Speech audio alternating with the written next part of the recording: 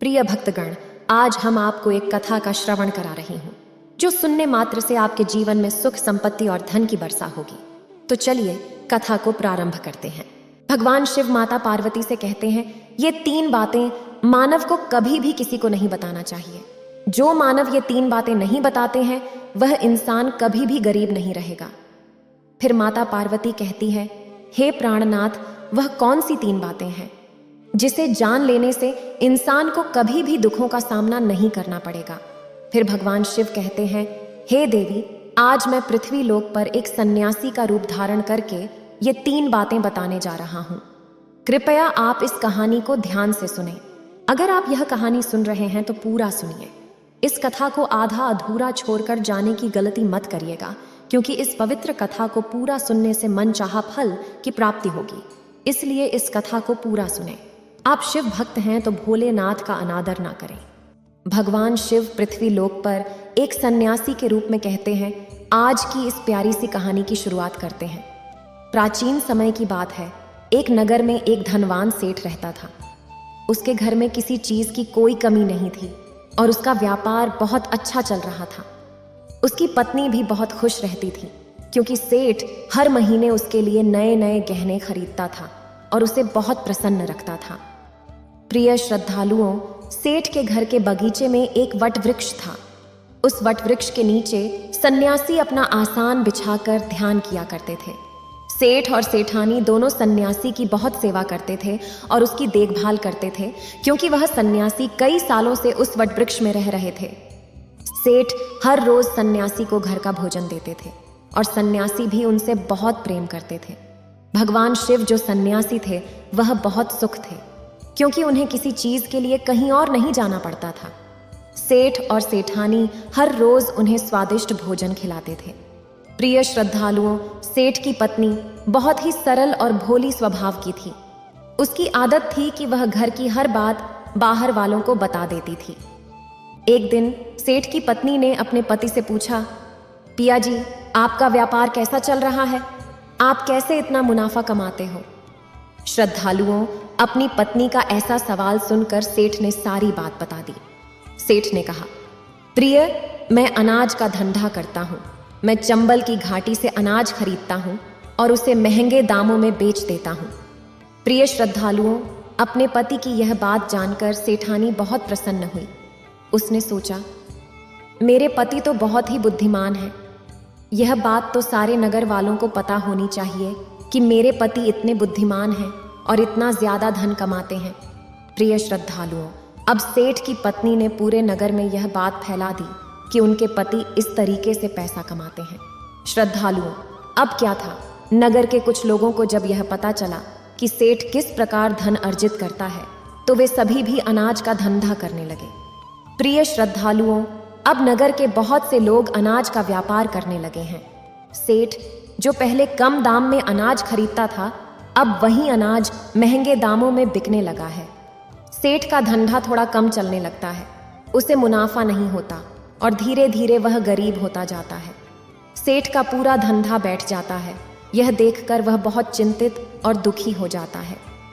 प्रिय श्रद्धालुओं, एक दिन की बात है। सेठ अपने व्यापार की परेशानी से तंग आकर बगीचे में बैठा था।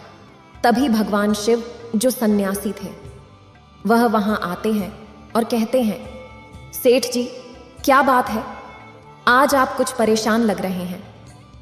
तब सेठ बताता है, हे संत महात्मा, मेरा व्यापार बहुत मंदा चल रहा है। मुनाफा बहुत कम हो गया है। नगर के बहुत से लोगों ने अनाज का धंधा शुरू कर दिया है, जिससे मेरा धंधा बैठता जा रहा है। भगवान शिव जो सन्यासी थे सेठ की बातें सुनकर कहते हैं, सेठ जी, क्या आपने किसी को बताया था कि आप किस प्रकार अपना धन अर्जित करते हैं, किस प्रकार आप अपनी जीविका चलाते हैं? तब सेठ कहता है, हाँ संत महात्मा, मैंने अपनी पत्नी को सारी बात बताई थी। वह मुझसे पूछ रही थी कि आप इतना धन कैसे कमाते हैं। तब मैंने उसे बताया था कि मैं अनाज का व्यापार करके धन अर्जित करता हूँ। प्रिय श्रद्धालुओं, अब सन्यासी को सारी बात समझ में आ जाती है। सन्यासी कहते हैं, सेठ जी, आपने बहुत बड़ी गलती कर दी है। आपको सेठानी जी से ये बातें नहीं करनी चाहिए थीं। आज मैं आपको एक कहानी सुनाता हूँ और इस कहानी के माध्यम से बताऊंगा कि चाहे कितने भी करीबी इंसान हो, ये 3 बातें कभी किसी को नहीं बतानी चाहिए। इससे गरीबी आपके आसपास भी नहीं भटकेगी। प्रिय श्रद्धालुओं, अब सन्यासी जो भगवान शिव थे वह अपनी कहानी प्रारंभ करते हैं। सन्यासी कहते हैं, सेठ जी, एक समय की बात है, एक नगर में एक गरीब आदमी रहता था। वह इतना गरीब था कि अपने परिवार के लिए ठीक से भोजन भी नहीं जुटा पाता था। फिर सन्यासी कहते हैं, सेठ जी, गरीबी मनुष्य के लिए एक अपमानकारी दुख था। बिना धन के गृहस्थी और घर चलाना बहुत मुश्किल था। फिर सन्यासी आगे कहते हैं, सेठ जी, वह गरीब आदमी जैसे तैसे अपने घर वालों का पेट पाल रहा था। कभी उनको भोजन मिल जाता था तो कभी भूखे पेट ही सोना पड़ता था। एक दिन उस गरीब आदमी की पत्नी ने कहा, हमारे पास तो धन ही नहीं है। सुबह को खा लें तो शाम की उम्मीद नहीं है, शाम को खा लें तो सुबह की उम्मीद नहीं है। आखिर ऐसे कब तक चलेगा? मैं जैसे तैसे करके घर चला लूंगी, लेकिन आप धन कमाने के लिए परदेश चले जाइए। इस प्रकार से हमारे परिवार का गुजारा नहीं चलेगा। मनुष्य के पास चाहे कितना ही धन हो, लेकिन अगर उसके पास कोई काम नहीं है तो वह धन भी बेकार होता है। अगर हम कुछ नहीं करेंगे तो अपने बच्चों को कैसे पालेंगे? भूखे मरने से अच्छा है कि किसी की छोटी मोटी मजदूरी ही कर लें। अब पत्नी के बार बार कहने पर वह गरीब आदमी धन कमाने की आस लेकर घर से निकल पड़ा। वह जंगलों के रास्ते से प्रदेश के लिए रवाना हुआ। चलते चलते वह एक जंगल में पहुंच गया। दूर की यात्रा तय करके जा रहा था। बेचारा थक चुका था तो उसने देखा कि आगे एक छायादार बरगद का पेड़ है। उस पेड़ की लंबी लंबी शाखाएं थीं, उसकी जड़ें जमीन को छू रही थीं। शीतल छाया देखकर वह बेचारा गरीब आदमी उस पेड़ के नीचे बैठकर आराम करने लगा। प्रिय श्रद्धालुओं, सन्यासी आगे कहते हैं, वह गरीब आदमी वह बरगद के नीचे आराम से लेटा हुआ था। तभी उसने देखा कि कहीं से एक सांप आया और वह सांप उसी पेड़ पर चढ़ गया। गरीब आदमी उस सांप को गौर से देख रहा था। सोचने लगा कि यह सांप इस बरगद पर क्यों चढ़ रहा है और अब क्या करेगा। तभी उसने देखा कि उस पेड़ की डाल पर तोता और मैना का घोंसला था। घोंसले में तोता और मैना के बच्चे रखे हुए थे। सांप को देखकर तोता और मैना के बच्चे डर के मारे चिल्लाने लगे। वह गरीब आदमी देखते ही समझ गया कि यह दुष्ट सांप इन बच्चों को खाने आया है। सोचने लगा कि मैंने तो इन बच्चों को देख लिया है, अगर अब मैं इन्हें नहीं बचाता हूं तो मुझे बहुत पाप लगेगा। बच्चे तो बच्चे ही होते हैं, चाहे वे इंसान के हों या किसी पक्षी के। बच्चों की हमेशा रक्षा करनी चाहिए। उधर एक सर्प उन बच्चों के पास पहुंच जाता है। तभी वह गरीब आदमी उठता है और फटाफट बरगद के पेड़ पर चढ़ जाता है। उसने उस सर्प को मार गिराया और नीचे फेंक दिया। फिर उसी बरगद के नीचे आकर लेट गया। तोता और मैना के बच्चे अपनी रक्षा करने वाले उस गरीब आदमी को मन ही मन बहुत दुआएं देने लगे। श्रद्धालुओं, उसी समय तोता और मैना अपने बच्चों के पास आते हैं। अपने माता पिता को पास आया देख तोता और मैना के बच्चे बहुत खुश होते हैं और उन्हें पूरी घटना बताते हैं कि आज इस वृक्ष के नीचे जो इंसान लेटा है वह हमारे लिए देवदूत बनकर आया है। हमें खाने के लिए एक भयंकर सर्प आया था। इसी इंसान ने उस भयानक सर्प को मारकर हमारे प्राण बचाए हैं। हम इसके ऋणी हो गए हैं। अगर यह इंसान उस सर्प को नहीं मारता तो आज हम घोंसले में जीवित नहीं होते। इसका हम पर बड़ा एहसान हो गया है। अपने बच्चों के मुख से उस मुसाफिर की प्रशंसा सुनकर तोता और मैना बहुत खुश होते हैं। तोता और मैना उस गरीब आदमी के पास पहुंच जाता है और कहता है, हे मनुष्य, तुमने आज हमारे बच्चों की जान बचाकर हमें अपना आदमी बना लिया है। आप कौन हो और कहाँ जा रहे हो? तोता और मैना के पूछने पर वह गरीब आदमी कहता है, हे पक्षियों, मैं एक गरीब आदमी हूँ और धन कमाने के लिए परदेश जा रहा था। सफर का थका हारा था तो इस बरगद की छाया में बैठकर आराम करने लगा। तब मैंने देखा कि एक दुष्ट सर्प तुम्हारे बच्चों को खाने के लिए तुम्हारे घोंसले के पास जा रहा था। मैंने उसे मार डाला। फिर तोता और मैना बोले, भाई, तुमने हम पर बहुत बड़ा उपकार किया है। संसार में सबसे बड़ी खुशी बच्चों से होती है। बच्चों से अधिक प्रिय तो किसी को कोई नहीं होता। आप भी तो धन कमाने अपने बच्चों के लिए ही जा रहे हैं। अब आपने हमारे बच्चों की जान बचाई है तो हम आपके बच्चों की भूख मिटाना चाहते हैं। तब उन्होंने बताया, हम दोनों तोता और मैना नाम के पक्षी हैं। हम हमेशा कीमती मोती खाते हैं और हमने सुना है कि ये मोती मनुष्यों के लिए बहुत मूल्यवान होते हैं। हम तुम्हें कुछ मोती देते हैं, तुम उन्हें बेचकर बाजार से कुछ खाने पीने का सामान ले आओ और आज से तुम यहीं रहकर हमारे बच्चों की देखभाल करते रहना। हम तुम्हें इसी तरह से रोज ये कीमती मोती लाकर देते रहेंगे। तोता और मैना की बात सुनकर वह गरीब आदमी खुश हो गया। सोचता है कि अगर हमें यही धन मिलेगा तो हम बाहर क्यों जाएंगे। प्रिय श्रद्धालुओं को वह आगे कहता है कि सेठ जी, वह गरीब आदमी तोता से कुछ मोती लेकर बाजार गया और अपने खाने पीने का सामान खरीद लाया। उस वृक्ष के नीचे उसने एक झोपड़ी बना ली और वहीं रहने लगा और तोता मैना के बच्चों की देखभाल करने लगा। अब तो तोता और मैना निश्चिंत हो गए। उन्हें उनके बच्चों की रक्षा करने वाला मिल गया था। अब वे निश्चिंत होकर भोजन के लिए सुबह अपने घोंसले से उड़ जाते थे और शाम को लौट कर आते थे। अपने बच्चों को घोंसले में सुरक्षित देखकर वे बहुत खुश होते थे और उस गरीब आदमी का धन्यवाद करते थे और उसे कुछ मोती लाकर देते थे। इस तरह से धीरे धीरे तोता और मैना की नौकरी करते हुए उस गरीब व्यक्ति को 2 महीने बीत गए थे। इधर तोता और मैना के बच्चे भी बड़े हो गए। अब उस गरीब आदमी को अपनी पत्नी और बच्चों की याद आने लगी। एक दिन उसने तोता और मैना से कहा कि हम अपने घर जाना चाहते हैं, पता नहीं हमारी पत्नी और बच्चे कैसे हैं।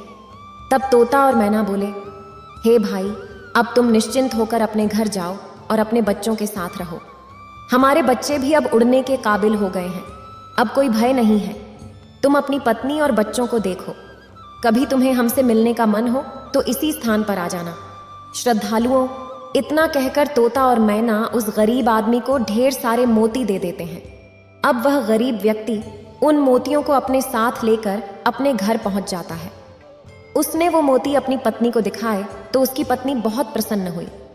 उसने पूछा, पतिदेव, तुम यह कीमती मोती कहाँ से लेकर आए हो? तब उस आदमी ने बताया, हे प्यारी, मैं बीते 2 महीने से एक तोता और मैना की नौकरी कर रहा था।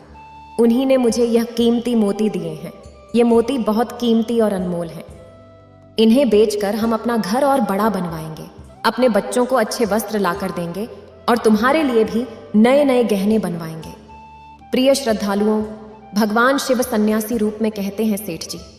अब वह आदमी उन मोतियों को बेचकर बाजार से अपने घर का सारा जरूरी सामान ले आया और अपना नया घर बनवाने लगा और वह आराम की जिंदगी जीने लगा। प्रिय श्रद्धालुओं, उस नगर के राजा प्रताप सिंह एक अजीब रोग से ग्रसित हो गया। नगर में दूर दूर से बड़े बड़े वैद्य राज को देखने आए और अपने अपने तरीके से इलाज शुरू कर दिया, लेकिन राजा के स्वास्थ्य में कोई सुधार नहीं हुआ। जब किसी के इलाज से राजा ठीक नहीं हुए तो एक वैद्य ने राज से कहा, महाराज, आपकी जिंदगी बच सकती है। अगर आपको तोते के बच्चे का मांस मिल जाए तो आप हमेशा के लिए ठीक हो जाएंगे। इस प्रकार वैद्य की बात सुनकर राजा प्रताप सिंह ने अपने राज्य में घोषणा करवा दी कि जो कोई उसे तोता लाकर देगा उसे सोने के सिक्के दिए जाएंगे। प्रिय श्रद्धालुओं, धीरे धीरे यह बात पूरे राज्य में फैल गई। सब लोग तोते की तलाश में इधर उधर लग गए, पर किसी को भी तोता नहीं मिला। एक दिन गरीब आदमी की स्त्री अपने पड़ोस में कुछ स्त्रियों के साथ बैठकर बात कर रही थी। कुछ घर गृहस्थी की बातें हो रही थीं। बातों ही बातों में तोते की चर्चा छिड़ गई। एक स्त्री बोली, बहन, क्या तुम्हें पता है कि राजा साहब ने तोते का बच्चा लाने का आदेश दिया है? तोता लाना कोई आसान काम नहीं है। जब गरीब आदमी की पत्नी ने सुना कि राजा साहब बीमार हैं और उन्होंने घोषणा की है कि जो कोई उन्हें तोता का बच्चा लाकर देगा उसे सोने के सिक्कों से माला माल कर देंगे। यह सुनकर उस गरीब आदमी की पत्नी ने कहा, अरे बहनों, तोता लाना कौन सी बड़ी बात है। मेरे पति तो 2 महीने तोता और मैना की नौकरी करके आए हैं। वह एक नहीं, कई तोते ला सकते हैं। इतना कहने के बाद वह अपने घर चली गई। नगर की स्त्रियों ने उसकी बात सुनी और अपने पतियों से बताई। धीरे धीरे यह बात पूरे नगर में फैल गई। राजा ने भी सुना कि उनके राज्य में एक व्यक्ति है जो तोता और मैना के पास नौकरी करके आया है। राजा ने अपने सैनिकों को आदेश दिया कि उस आदमी को पकड़ कर लाएं और उससे कहें कि वह एक तोता का बच्चा ला कर दे। राजा ने कहा, इसके बदले हम तुम्हें मुंह मांगा इनाम देंगे। यह सुनकर वह आदमी घबरा गया और बोला, महाराज, आप मेरे प्राण ले लो, पर मैं आपको तोता का बच्चा लाकर नहीं दे सकता। मैंने तो उनकी जान बचाई थी। एक रक्षक भक्षक कैसे बन सकता है? उसके इनकार करने पर राजा प्रताप सिंह बहुत नाराज हुए और बोले, अगर तुमने हमारी बात नहीं मानी और तोता का बच्चा लाकर नहीं दिया तो हम तुम्हारी पत्नी और बच्चों को मरवा देंगे। प्रिय श्रद्धालुओं, फिर भगवान शिव रूपी सन्यासी कहते हैं कि मनुष्य सबसे ज्यादा कमजोर तब पड़ता है जब उसके बच्चों की सुरक्षा की बात आती है। ऐसे में वह कुछ भी करने को मजबूर हो जाता है। राजा की बात सुनकर वह गरीब आदमी बहुत घबरा गया। उसने सोचा कि अब मुझे किसी भी तरह तोते का बच्चा लाकर राजा को देना ही होगा। वह घर आया और अपनी पत्नी को डांटने लगा, तुमने यह क्या कर दिया? तुम्हें बिल्कुल भी समझ नहीं है। हम क्या करते हैं और कहाँ जाते हैं? तुमने यह बातें नगर की स्त्रियों से क्यों कही? धीरे धीरे यह बात राजा प्रताप सिंह तक पहुंच गई। अब बताओ मैं क्या करूं? जिन तोता और मैना ने हमें खाने को भोजन, रहने को नया घर और पहनने को अच्छे वस्त्र दिए, मैं उनके साथ गद्दारी कैसे कर सकता हूं? तुमने यह बात उन महिलाओं को बताकर बहुत बड़ी भूल की है। वह व्यक्ति कहता है कि प्रिय, अपने घर की कुछ बातें दूसरों से कभी नहीं कहनी चाहिए। पहली बातें, आपके घर में कितना धन है और आपकी कमाई का स्रोत क्या है, यह बातें दूसरों से कभी नहीं बतानी चाहिए। दूसरी बातें, घर में आपसी प्रेम की बातें, पति पत्नी के प्रेम की बातें बाहर वालों के सामने नहीं करनी चाहिए। तीसरी बातें, आपसी लड़ाई झगड़े, मतभेद, मान अपमान की बातें कभी दूसरों के सामने नहीं करनी चाहिए, वरना लोग हमारी गुप्त बातें जानकर, हमारी कमजोरी को समझकर हमारा फायदा उठाते हैं। चौथी बातें, अपनी कमजोरी दूसरों के सामने न बताएं और अपनी उन्नति का राज किसी को न बताएं। जिन बातों के कहने से आपके परिवार पर दुख आ सकता है, वे बातें कभी बाहर नहीं करनी चाहिए। खासकर उन बातों को अपनी स्त्री से न कहें। जिन बातों से घर की मान प्रतिष्ठा नष्ट होती हो, परिवार पर संकट आता हो, किसी की जान जाती हो, परिवार में फूट पड़ती हो या आपके रिश्ते खराब होते हो। क्योंकि कहते हैं कि स्त्रियों के पेट में इस तरह की बातें पचती नहीं हैं। अब वह गरीब आदमी बोला, प्रिय, तुम्हारी यह गलती आज हमारे परिवार को मौत के मुंह में डाल रही है। यदि तुमने इस बात को छुपा लिया होता तो आज हम निर्भय होकर अपने घर में आनंद की जिंदगी जी रहे होते। अब राजा की आज्ञा है तो तोता का बच्चा लाकर राजा को देना ही पड़ेगा। लेकिन ऐसा करने से मैं पापी कहलाऊंगा। जिन बच्चों की मैंने इतने दिन देखभाल करी, जिन्हें मैंने मरने से बचाया, अब मैं उन्हें किस प्रकार मौत के मुंह में डाल सकता हूं? पत्नी कहने लगी, पतिदेव, अब जो भी हो, लेकिन हमें अपनी और बच्चों की जिंदगी बचानी है तो आपको यह पाप करना ही पड़ेगा। प्रिय श्रद्धालुओं, अब तो बड्ढा लाचार होता हुआ वह गरीब आदमी जंगल की ओर चल पड़ा, जहां वह तोता के बच्चों की देखभाल करता था। उधर जब तोता और मैना और उनके बच्चों ने उस गरीब आदमी को अपने पास आता हुआ देखा तो वे बड्ढे खुश होने लगे। अपने बच्चों को अत्यंत खुश देखकर तोता और मैना कहने लगे, अरे बच्चों, तुम इतने खुश क्यों हो रहे हो? वह तो तुम में से किसी एक को लेने आ रहा है। तुम में से कौन है जो आज उसके साथ जाकर उसकी और उसके बच्चों की जान बचाएगा? फिर तोता कहता है कि बच्चों, लेकिन एक बात याद रखना, तुम में से जो भी उसके साथ जाएगा वह कभी लौट कर नहीं आएगा। वह नगर के राजा का भोजन बन जाएगा। प्रिय श्रद्धालुओं, तब तोता के बच्चों ने पूछा कि आप ऐसा क्यों कह रहे हैं? तोता बताता है कि बच्चों, यहाँ का राजा बीमार पड़ गया है और वैद्य ने उसे तोता के बच्चे का मांस खाने को कहा है, इसलिए तुम में से किसी एक को वह लेने के लिए आया है। यदि तुम में से कोई उसके साथ जाने को तैयार है तो वह जा सकता है। तभी उनमें से एक बच्चा कहने लगा, हे माता पिता, उस आदमी ने ही हम सबकी जिंदगी बचाई है और आज वह आदमी बहुत बड़ी मुसीबत में है। ऐसे में हमें भी उसकी मदद करनी चाहिए, चाहे हमारी जान ही क्यों ना चली जाए, लेकिन हम उसके साथ जरूर जाएंगे। उधर वह आदमी उस बरगद के वृक्ष के नीचे आता है और तोता मैना से अपना दुख बताता है। तब तोता मैना कहते हैं, हे भाई, तुम चिंता न करो, हमारे बच्चे तुम्हारे साथ जाने के लिए तैयार हैं। तुम इनमें से किसी एक को ले जाओ। श्रद्धालु